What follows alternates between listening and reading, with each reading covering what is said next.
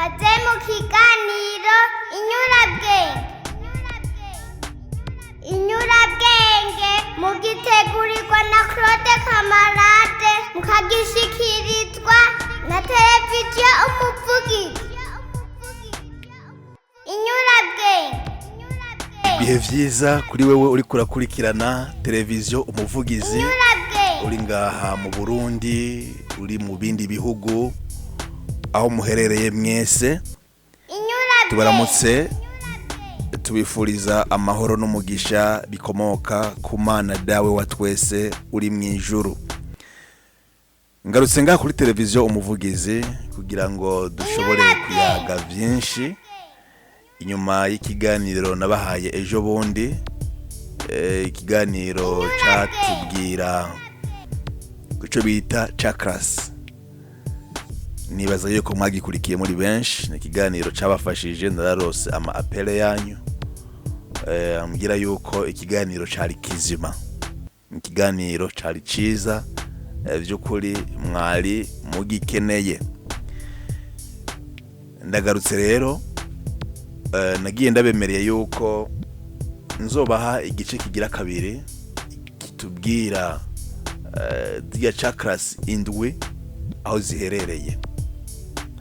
Mugabo navuye ndavyiyumvira nsanga imbere yuko ndabagezaho ico gice kigira kabiri kivuga chakras aho ziherereye ko ari indwi, nabanje kwiyumvira yuko nobaha ibintu bitanu vyerekana ko umuntu yamaze gukura mw'isi y'impwemo.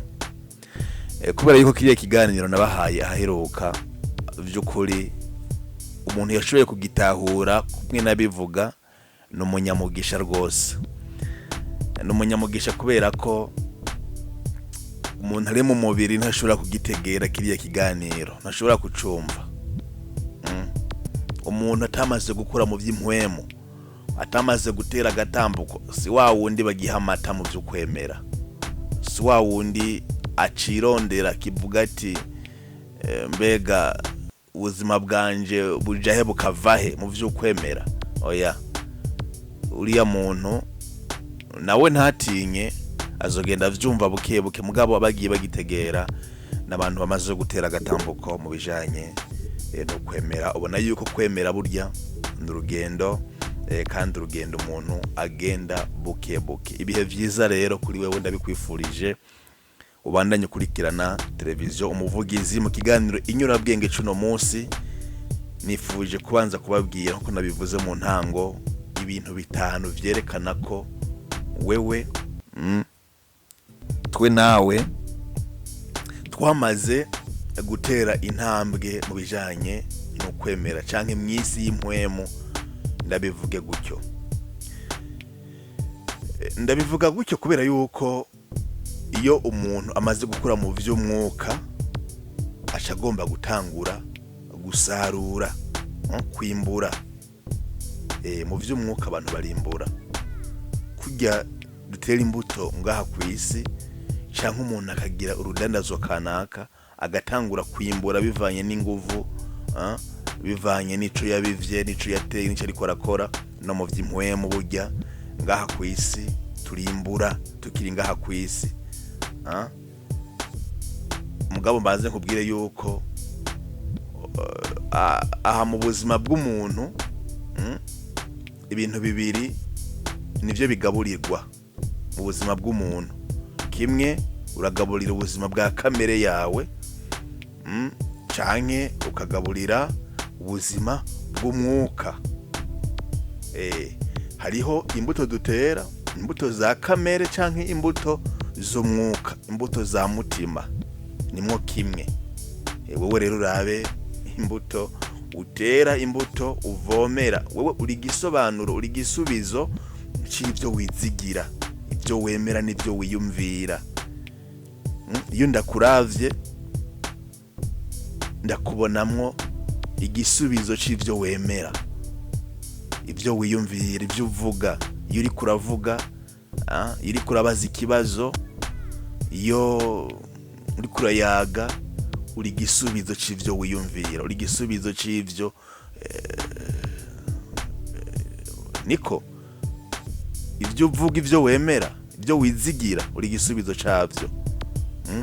Kubera yuko ibiri muri wewe indani tutabonesha amaso bigaragarira inyuma. Ndabivuga kenshi yuko ubuzima bwacu bubaye mu isi y'ibiboneka n'isi y'ibitaboneka. Mugabo isi y'ibiboneka ni tubona ku mubiri w'umuntu, ukamubona ingene araba, ingene avuga, ingene yitwara. Mugabo ibibera hariya mu mubiri wawe, mu byiyumviro, mu bitekerezo, ntushobora kubibona. Mu yandi majambo biserukira uko nyine witwara, uko iyo uri muri situation problème, iyo uri mu bibazo uko witwara, uko uvuga, uko ugira reaction imbere y'ibintu kanaka. Buriya biza vyerekana ico utwaye hariya muri wewe. Mbere n'urugero rw'imbuto yawe yo mu by'umwuka mu gukura rurashobora kumenyekana bivanye n'ivyo uri kuravuga, n'ivyo uriko urakora. Iyo rero uhinduye ubuzima bw'imbere, n'umwanya gusa ubundi na wewe w'inyuma ucuhinduka. Iyo uhinduye imbere, na wewe inyuma ucuhinduka. Ukutambuka, ukuvuga, inyambaro yawe, ukufungura, ukunwa, ibyo byose birerekana ingene muri wewe indani wamaze gutera imbere canke utaratera imbere. Hari abantu batanga imikomo, ibitutsi iyo vyakabaye imbere n'urya nyene. Inyambaro z'abantu, ndabona amashengero rimwe agenda avuga ngo mwambaruku, kandi nivyo tugomba kwambara neza mu ngoro y'Imana. Mugabo burya kuriya kuntu rya muntu yambara birerekana neza icari muri we. Binumvikana neza yuko imbere yo kubwira abantu ngo bahindure inyambaro bambare neza, twobanza kubigisha bagahinduka muri bo indani, bakabibamwo bumva yuko ari ikintu ngombwa mu buzima bwabo. Bagomba guhesha icubahiro Imana kubwo mubiri wabo. Mugabo ubundi bihereye inyuma gusa, bitavuye imbere, kiba ari ikintu gihambaye cyane, ikintu novuga yuko kidafise ishingiro gose. Ni hamwe mpora mvuga nti umuntu wamubwira gute ngo ahindure kubiboneka inyuma atahinduye imbere. Tubanza guhindura rero imbere, bigaba bikagaragarira rero inyuma. Iyo tubibayemo rero, twahinduye ubuzima bw'imbere bikagaragarira inyuma, haragera igihe dutangura kugira gute gusarura, kwimbura. Kubera yuko gusarura bitangurira aha nyene turi, aha kwisi. Utari kurasarurira ngaha kwisi, amahigwe Jesi ndayumva hazohera mu bwami bw'ijuru ingene uzoshobora gusarura. Kubera yuko ubu buzima bwacu turi mu ngaha kwisi n'urugendo ruzobandanya, umwe wese bivanye n'ingene yarabayeho ngaha kwisi. Utari kurasarura, utaramura ku vyamwa byo guhindura imbere, sintegera neza ingene ushobora kubisarura mu bundi buzima tuzobamwo tuvuye ngaha kwisi. Udasaruye ubu bisogora no gusarura inyuma y'urupfu. Udasaruye ubu biragorana gusarura mu ijuru inyuma y'ubu buzima. Nimba uri umuhombe ngaha kwisi, no mu ijuru ugomba kuba umuhomvyi, ugomba kuba wahomvye nyene, kubera yuko nta shingiro ryo kubandaniriza ko ufise. Nuko rero ari nk'intangamarara mu nkundire ndababwire vya bintu bitanu nabemerera, ibintu ngiye kubabwira vyerekana yuko umuntu yamaze gukura mu isi y'impwemo. Mugabo n'imbere ko ndavyinjiramwo, hari ikintu kintangaza cyane. Abantu iyo batanguye kuvyiyumvamwo yuko hari kiriko kirahinduka mu isi y'impwemo, bagomba guhesha, bagomba gusubira inyuma, baragomba gucika intege, bikanka yuko babandanya inzira, bigaca byanka ko basarura, kuko atari byo baba biteze. Iyo duhinduye ubuzima bwacu mu buryo bw'umuhemu, hari ibihinduka inyuma, hari bigomba guhinduka inyuma. Ibyo bigomba guhinduka rero, hari igihe abantu baca bahesha kubera yuko atari byo bari biteze. Nibyo tugiye kuganira. Ubwa mbere rero, iyo wamaze gutera intambuko mu buryo bw'umuhemu, ubona uruhurirane rw'abantu bivanye n'uko wiyumva. Turi kumwe? Uruhurirane rw'abantu, abantu ubona baza bakugana, abantu ubona baza bakugaragira bivanye n'ingene wari usanzwe wiyumva. Nimba wari utanguye kwikunda, kuko kunda mugenzi wawe nkuko wikunda wenyine. Hari abantu batikunda, mugabo ngaha tuvuga umuntu atanguye kwikunda, no kuvuga ubuzima bwiwe akabuha agaciro, ubuzima bwiwe akumva yuko atari nciyaho. Uyu muntu azabona abantu baza basa canke bagomba kwitwara nkuko yitwara. Uzubabona, isi izubona ibakuzaniye imbere yawe, canke ugasoma ibitabo bihuye nuko wizera. Uzubona ibyo bitabo ubigwa ko biba hafi yawe, ukagenda ahantu ukazubona umuntu aguhaye igitabo gihuye nuko wizera, ukazubona uhuye n'abantu bizera nkuko wizera. Imbuto wavomeye ibitanguye gukura. Icyo ni ikimenyetso cya mbere cy'uko mu isi y'impuhemu, mu isi y'ibitagaragara, mu isi yo kurondera Imana, uriko uratera agatambuko, uriko uratera uje imbere. Ukagira umuntu w'umugenzi mutari mumenyeranye, mugabo uyu muntu ugasanga ahuye nuko wewe wiyumva. Icyo gihe icyo usabwa no gukomeza inzira watanguye, uba umaze gutera agatambuko mu bijanye no kwemera. Uruhurirane rw'abantu bivanye nuko wewe usanzwe wiyumva, abantu by'ukuri bahuje nuko wewe wiyumva. Ubugira kabiri, ibyo wafata nk'amahirwe bitangura gupfapfana. Ubugira kabiri, ibyo ufata nk'amahirwe mu buzima bwawe, wowe uzifata nk'amahirwe nibikeka. Dufate akazi ku muntu wese n'amahirwe. Urarondera akazi kugira ngo ushobore kubaho, kandi akazi keza, ariko ushima ko ugomba gutera intambuko. Uza kudepoza ahantu, ukazumana bagukuyemo atanimvo ihari. Uza kuba warosa akazi kari kamaze igihe kameze neza, ugashobora kubona karaheze, uzubona kontra irahagaze. Kubera yuko isi y'ibigaragara n'isi y'ibitagaragara, isi y'impuhemu n'isi turimwo biratanguye gusekana. Ndabivuge mwayo majambo. Ushaka visa, ibintu byose uravyujuje, ibisabwa uravyujuje, nta mpamvu ukazobona nturi mu bazoro nk'iyo visa. Ni murabibona? No kuvuga yuko dimension ugezeko iratandukanye gose n'ivy'isi y'inyuma. Dimension ugezeko muri wewe indani iratandukanye n'ivy'isi y'inyuma.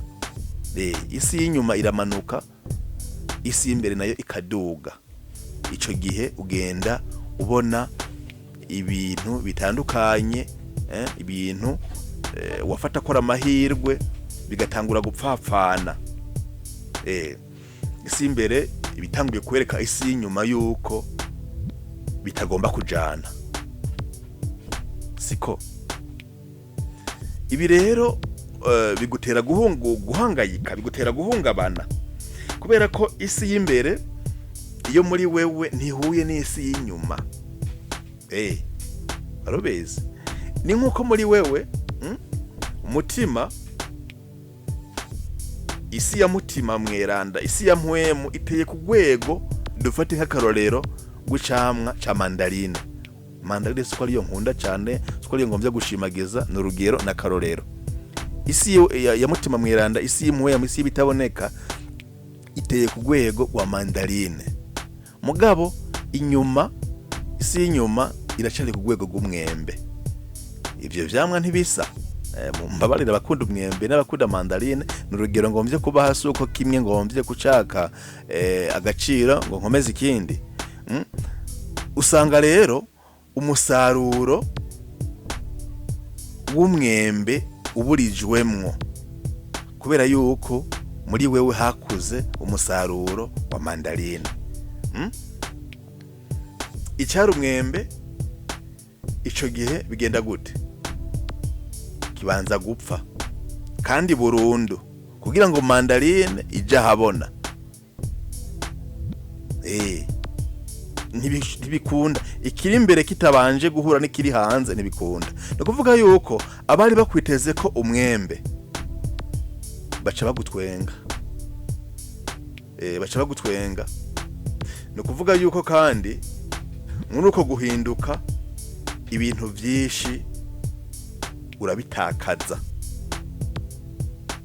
Ego muri urwo rugendo rwo guhinduka ibintu vyinshi urabitakaza. Ndazi yuko abantu baciye muri runo rugamba, abantu barurimwo bari ivyabona by'ibi bintu. Abantu benshi baraguhinduka kubera ko bari kwitegereza, bari kuraba umwembe, ariko muri wewe by'ukuri utari umwembe, uri iki? Uri mandarine. Ibyo babona inyuma sibyo bikurimwo, baca baguhinduka. Ariko ntibamenya yuko muri wewe uri mandarine, babona umwembe. Na urugero na karorero, iyo rero bihindutse mandarine, ikigeragezo uburi kurakivamwo, bose baca bifuza kugira gute? Kukugandukira, kukwegera, bishobotse bakakugira umugenzi. Ariko ntibishoboka canke ntibikunda kubera yuko wewe ubuteye ku rundi rwego bobo batariko. Mwantegereye turi kujana, bakubonamwo ico wewe utarimwo, ico bagusomamwo sico kiba kikurimwo. Mugabo ukagera ku rugero ikiri inyuma n'ikiri imbere ugomba kubihuza. Iyo umaze kubihuza rero, abahora bakwanka, abahora bakwinuba baca bagomba kukwegera. Mugabo kukwegera kwabo ntibiba bigikunda kubera yuko wewe mu yandi majambo ubugeze ku yindi level, ubugeze ku rundi rwego. Siko bwari ubugira kabiri. Ubugira gatatu ni kugira abantu n'ibintu bishasha. Kugira abantu n'ibintu bishasha. Abo bashasha rero n'abantu baza birukana abakera. Abakera abo mwagendana muri izi ngeso zinaziriya baca batangura kukuvuga nabo. Ngo wa muntu yarahindutse basha. Yarahindutse mbere ntibamenye n'ivyakubayeko, barinde bakuvuga gutyo ntibaba bazi ivyakubayeko. Kuko guhinduka by'ukuri umuntu ni mu mutima wiwe niyo bihera. Niwe aje inama n'Imana n'umutima wiwe. Ntibamenya yuko imigozi yaho rikuboshe yacitse, baca batangura kukuvuga mbere bakavuga ivyo mwahora mukorana kera.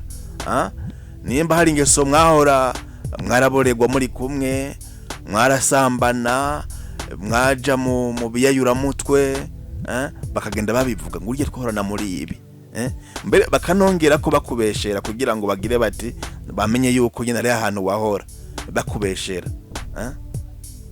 Siwo gusa saba gusa umugore akaguhinduka, nimba wari umugabo cyangwa umugabo akaguhinduka, mwabana mu nzu akakwanka, bosi wawe ku kazi, abo musangiye societe niba kubona kujya bahora bakubona kubera yuko uri wundi muntu.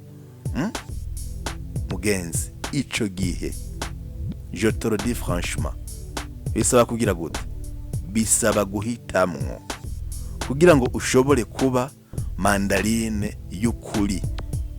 ureke kuba umwembe, bigusaba guhitamwo no gushikama, kuko nabivuze mu ntango, aha niho abantu benshi baca batangura kugira gute, gusubira inyuma, bagasubira inyuma bagahesha.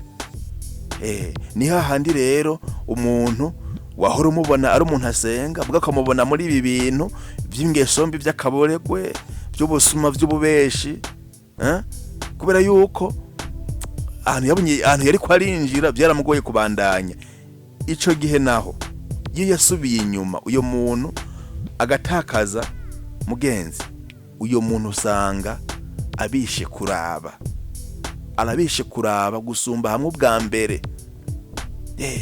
Usanga ari umuntu yahindanye, usanga ari umuntu iteka ryamaze kuvako, yarayoberanye. Mbere hamwe uvuga uti nofuma mbona umupagani, akonza kubona umuntu yahora asenga, yahora ariko arondera Imana buryo bugaragara, hanyuma akabivamwo.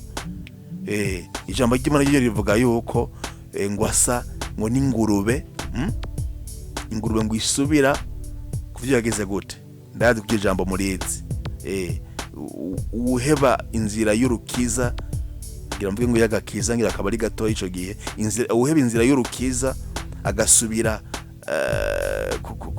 mvuge nti mu bintazi, agasubira kuyoba, agasubira agaheba Imana, arabishe kuraba nka kurya kw'ingurube isubira kuvyo yagize gute. Ni mu vyongere ko namwe. Aha rero uba ukwiye kumenya yuko ibyo bimenyetso maze kukubwira uko bigaragara mu rugendo rwawe, bigomba kuba ngombwa, bigomba kuhaba. Nico gituma ico gihe hari ibyo uca ugomba kurekura, ibyo ugomba kurekura n'ibyo ugomba kugumya. Niho bibagorera abatari bake, kubera yuko batiteguye, bamenye yuko uru rugendo nkuru bagomba kuzo rucamwo. Hakaba mbere n'ibikomere umuntu agira kubera kurekura ibintu warufashe byakugirira akamaro. Kumwe kwa Pawulo ngo ibyahora aho menye Yesu Kristo, ibyangirira akamaro byose nasigaye ndabiraba nk'ubusa, nasigaye ndabiraba nk'umwavu. Ibyo bigakomeretsa umuntu. Mbere umuntu akabifata nka kujya kw'inzu yariko bagomba gusanura, mugabo banje kubomora, sivyo? Kujya kw'inzu ugombye kubaka, mugabo kabanza guyibomora kugira ngo wubake bishasha. N'abantu rero n'umuntu bimeruko abanza kubomora, hanyuma akubaka bishasha. Nuko kubomora rero hari igihe aharuhira, hari igihe hakomerekera, hari igihe agira ibikomere, ibyo bikomere mbere bigasenya, bikava amaraso. Ntibisa, ntusanga ari ibintu vyoroshe. Na burya inyuma yawe haba hari ayandi ma equipe, haba hari indi mirwi igenda itagutahura, igenda ikurwanya. Harimwe abakwegereye, harimwe umufasha wawe, harimwe umugabo cyangwa umugore wawe, harimwe abo musangiye akazi, harimwe boss wawe, abo musangiye societe, ntibagende bagutahura. Ubugira kane, ibitekerezo bishasha birakubamwo, ibyiyumviro bishasha. Kubera yuko ubutanguye gukura, ubutanguye gukura, umwana arakura uko yahora yiyumvira, uko yahora abona yuko nyina bo kwamana iminsi yose. Ubu yakuze nawe we nuko. Mugabo ibyo byiyumviro bishasha wowe uyumvira ngo biba bivuye ku Mana. Ni ibyiyumviro bigurura indege, ndabivuge gutyo, ukiyumvamo gufasha abantu, ukumva yuko Imana yo guhezagiza uburyo wofasha abantu, wo kubakira akazi umuntu,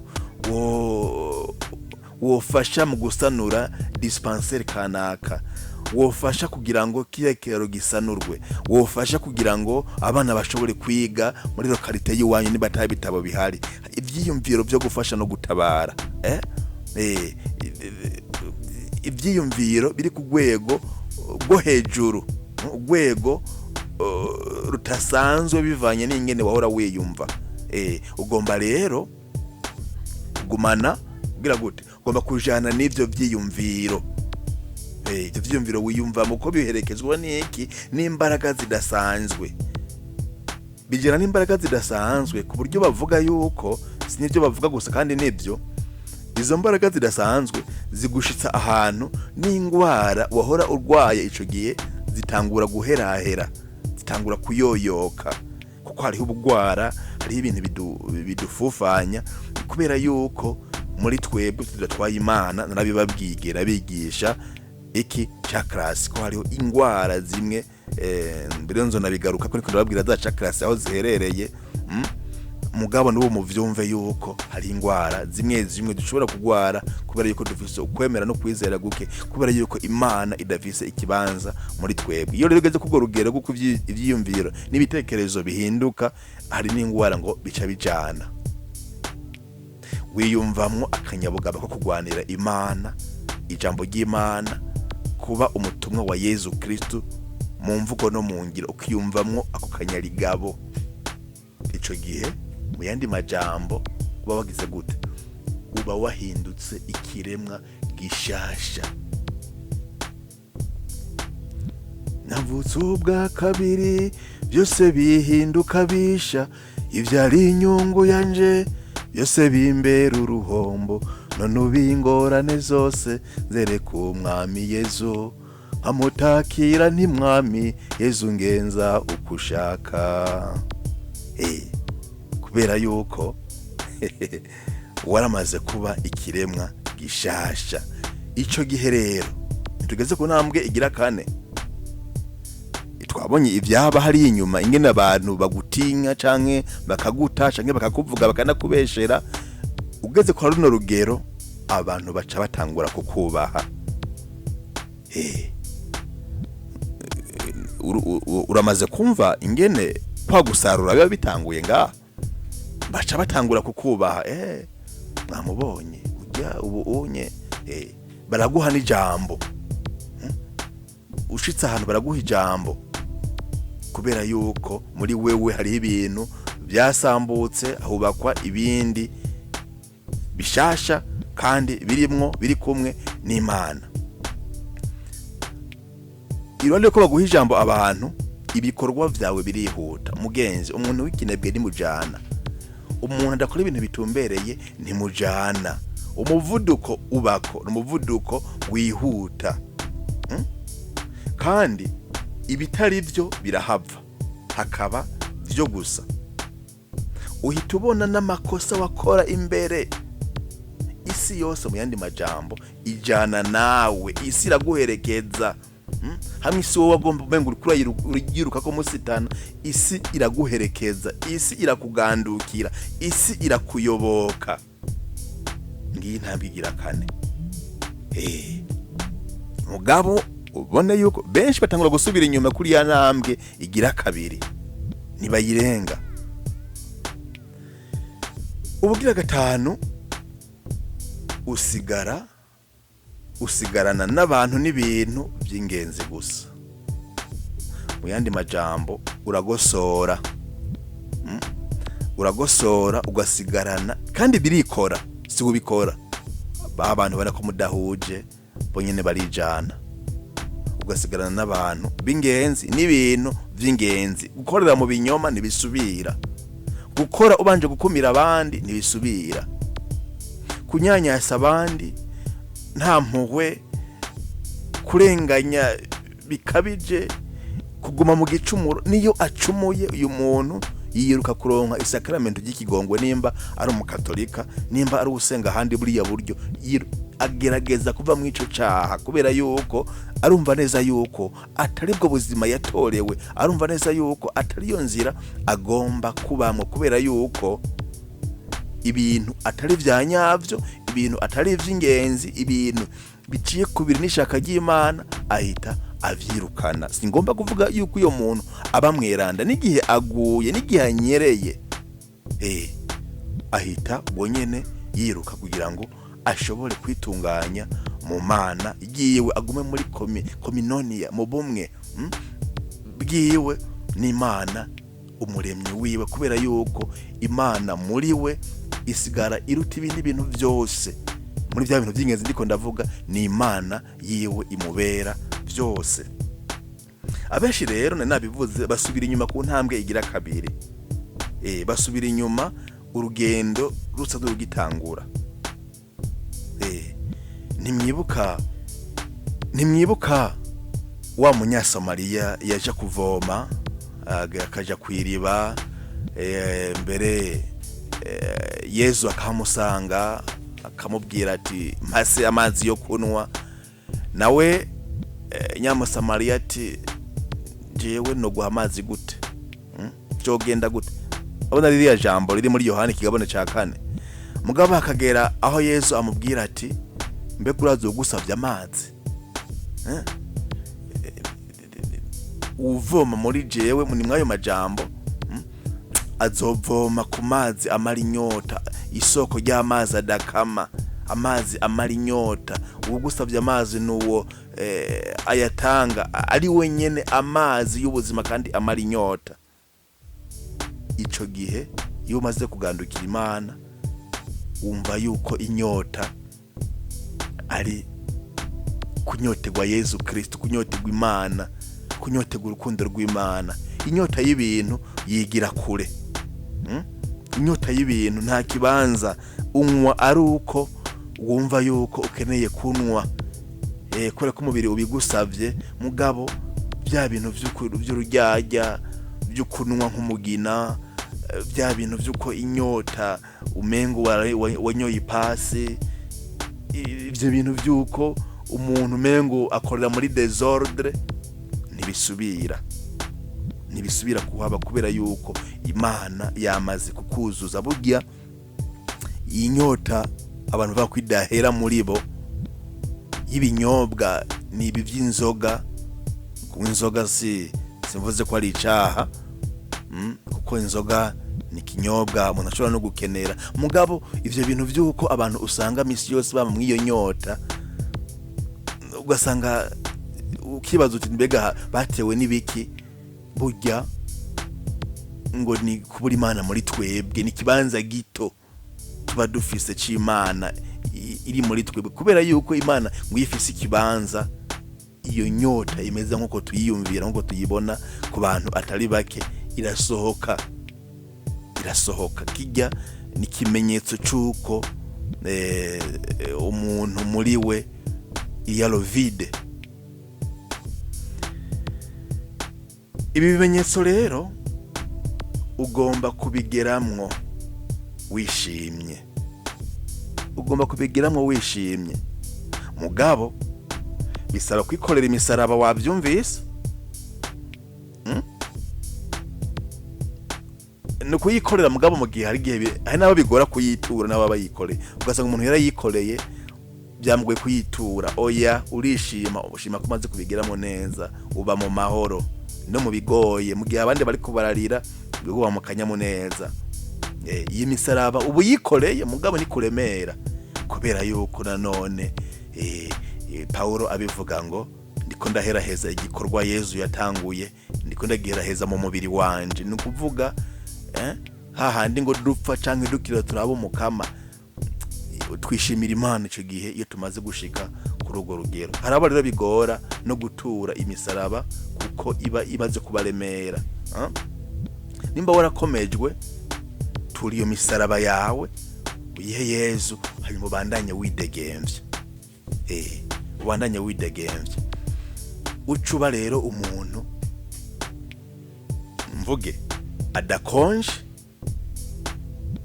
atari n'akazuyazi, nabe kimwe konja canke ubire. Uwe rero ndakubwira nti bira, ntihagukonja urikino kuba akazuyazi. Ijambo ry'Imana mu byashuro mutumwa Yohani rivuga ngo kudakonje kandi ntunabire ngira ndakudawe. Oya, twebwe tuba tumaze kurenga ubwo rugero. Ugomba gushuha ukaba kimwe. Ndo mukristo, atari wawo ndavuga ngo ndo mukristo ngo ndayumva nunamye, ngo ndayumva kuri Saint Michel, ngo ndayumva kwa Mungu. Oya, sibirya, ntibikenewe, kubera yuko abaza kubona ingene utambuka, abaza kubona ingene uvuga, abaza kubona ingene wifata imbere y'inzoga, imbere y'ibifungurwa, imbere y'amafaranga, ibyo baraza kubigusomamwo utababwiye yuko usenga wunamye, usenga kabiri, usenga kuwa Mungu, ndi umukristo mwiza pe. Abantu bameze nk'akazuyazi, ico gihe bica bibagora, ahubwo mbere bikanabaruhisha. Hariho abantu babaho barushe kubera yuko mu buzima bwabo arakazuyazi, byase ko bakonja, byase nuko babira. Ngiye kukuruka, niko ijambo ry'Imana rivuga. Rero muri ivyo bimenyetso usanga hari ikimenyetso kiba caraje kikaguca intege, bikanka kubandanya. Byase kubandanya, ico gihe nimwe navuga yuko ni nkuko Imana igati ngiye kukuruka ubumuke. Siva ngo nagira ngo umukristo mubi, mugabo umuntu mubi, umuntu abishe kuraba, umuntu by'ukuri aruhishije abandi, umuntu aruhisha la communauté muri societe, aruhisha abandi ko nawe ararushe, kubera yuko byaranse yuko abandanye urugendo yari yaratanguye. Ugomba rero gushitsa kugira ngo uko wiyumva imbere, sivyo, uko wiyumva imbere bize guhura n'ingene ubonwa n'abantu. Nimba bitajana, subira inyuma urabe neza. Nimba uko wiyumva imbere atari ko abantu bakubona, ego abantu turabizi, mugabo iyo wamaze gushika neza uko abantu bakubona imbere, imbere ni uhibona, uko abantu bakubona inyuma birahura nuko we wiyumva imbere. Komeza rero kuvomera urwo rubuto rukurimwo, komeza uruvomere, urubagare, urugirire neza, kubera yuko urwo rubuto rurashobora gupfapfana igihe utabandanije uba maso ngo bandanye uruvomera ku munsi ku munsi, mu gatondo no ku mugoroba, mu gisabisho ca misi yose, gusenga, kwitekerezaho, kugira adoration, guhabwa amasakramentu ku barabakatolika, abandi bafite izindi nzira babicishamwo. Amasakramentu muri Eklezia Katolika turayahuriramwo na Yezu Kristo, tukahabohokera, tugahura n'Imana, gusoma ijambo ry'Imana kenshi cyane, ntitube abagendana Bibiliya mugabo tube abayigendera. Biratandukanye ivyo bintu, kugendana Bibiliya no kuyigendera, kugendana ijambo ry'Imana no kurigendera ni ibintu biba bitandukanye. Wewe mbega none uri urigendana canke urigendera?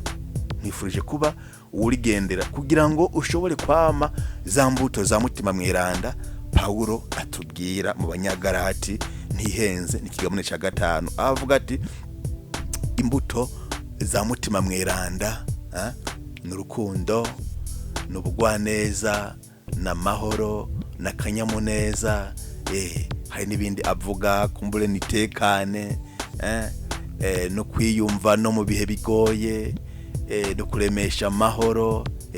Ndabivuze mwayo majambo nongera ko mugabo Paulo hari ukuntu abivuga neza. Muze gusoma iryo jambo ry'Imana muzinguriye mu Banyagalati mu kigabane ca 5. Rero umenye yuko uko wewe umeze mu buzima bwawe, uko umeze mu buzima bwawe burya nico wahisemwo, nivyo wahisemwo. Ushaka watangiye no rugendo urucira hagati, subira utangure, hanyuma umukama mutima mwiranda Yezu Kristo, abamarayika bo mwijuru bazogufasha kugira ngo urwo rugendo noneho urushitse.